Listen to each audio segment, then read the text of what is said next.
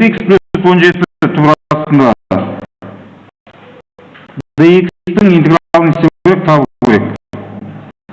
Енді ең бірінші мынау қасиетті пайдаланудан бұрын бізде мынау интегралды қарастырып көрейік. Интеграл турасында x dx.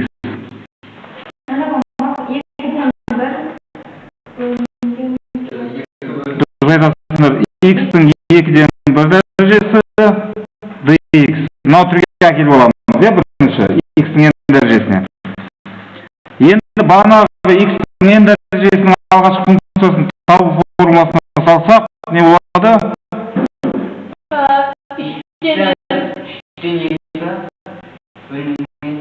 3-тен 2 емес, 2-ден 3 деңдер.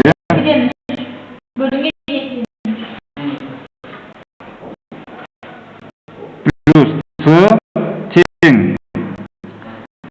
Бұл неге тең болады?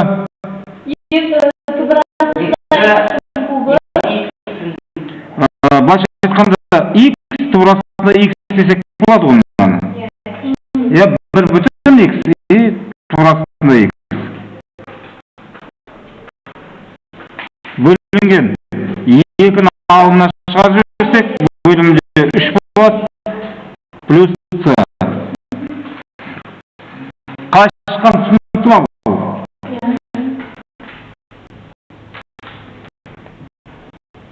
Мынаны x-тің 2-ден 1 дәрежесі, көбейтілген x-тің 1 дәрежесі жазып болады. Сонда бізде интеграл турасында x dx тең 2x турасында x бөлінген 3 плюс c-ға тең. Біз осыны пайдаланып, мынау интегралды сенімді табамыз.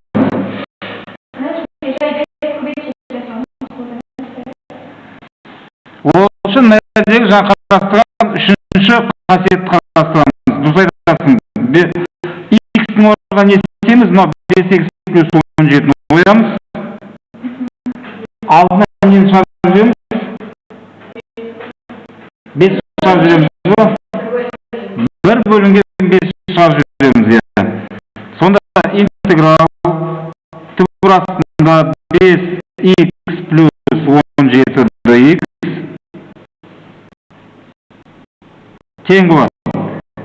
1 бөлінген 5. X не нәрсе көбейтіліп тұр, соның 5-тен 1 деп шығарамыз. Көбейтілген 2. X-тің орнына не жазамыз?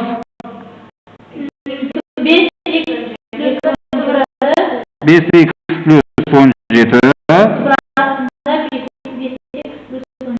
турасында 5x плюс 17 бөлінген не? 3 плюс c. Мынау 5-ті мынау 3-ке көбейтіп жүрсек 15 болады.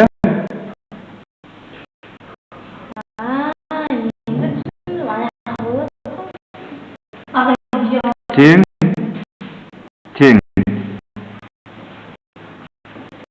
15. 2 бөлінген 15.